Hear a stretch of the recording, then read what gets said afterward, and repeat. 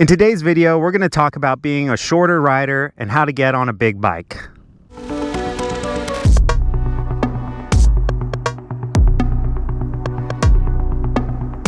What's up, guys? Welcome to Trail Tune Up. My name's Jason, and like I said, in today's video, we're talking about being a shorter rider and getting on a big size bike.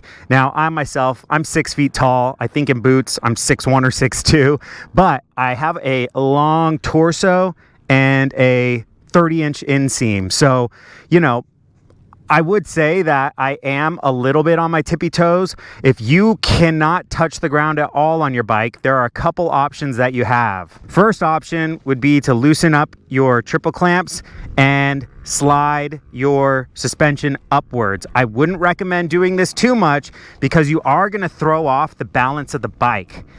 If you do want to spend some money, you can get your rear shock adjusted to basically be a little bit lower. This particular bike does not have linkage, so you aren't going to be able to get something like lowering linkage.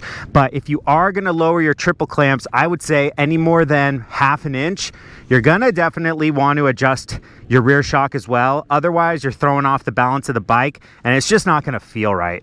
Your next option is to buy a lower seat.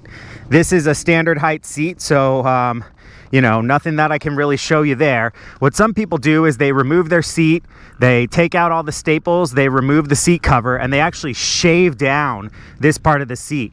There's quite a bit of foam right here, and so essentially you can get a little bit, maybe like half an inch or so out of here. So if you were to loosen your triple clamps, go down a quarter of an inch or so, shave your seat down, and then leave your rear suspension alone, you could gain a little bit of less height on your bike, and then potentially could make things easier for you getting on and off. So I don't know how well I'm gonna really be able to show you this here. This is slightly more uphill, but what I want to get at is the fact that, as you can see, I'm on my tippy toes basically here. Something that I could do to help that is I could start a little more forward. If I start more forward on my bike, I'm like, my heel's almost touching the ground. But when I'm back here, even with my 200 pounds on the bike, I'm not getting that suspension low enough to get that foot down. Right now I am, because I'm leaning over like this. But if I were to go straight up and down, here's where I am when I'm on the back of the bike. Here's where I am when I'm on the front of the bike. So really is helpful. Another thing that I'll mention for people that are shorter is when you get on your bike, get on one side, have a flat foot on the ground, start up your bike, turn and ride away. Pretty much like this. To me, I honestly feel like if you are able to have your tippy toes on the ground, that's not a bad thing. Some people are like, I need to be flat-footed on the ground to be able to stand on my bike. That's not really true. In fact, your balance is better if you're on your tippy toes more so than flat-footed.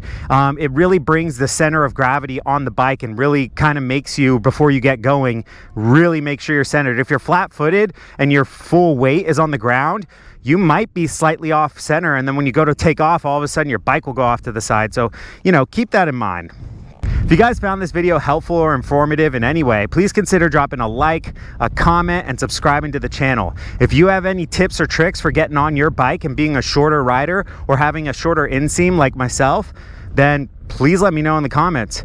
Thanks for watching Trail Tune Up. My name's Jason. We'll see you out on the trail.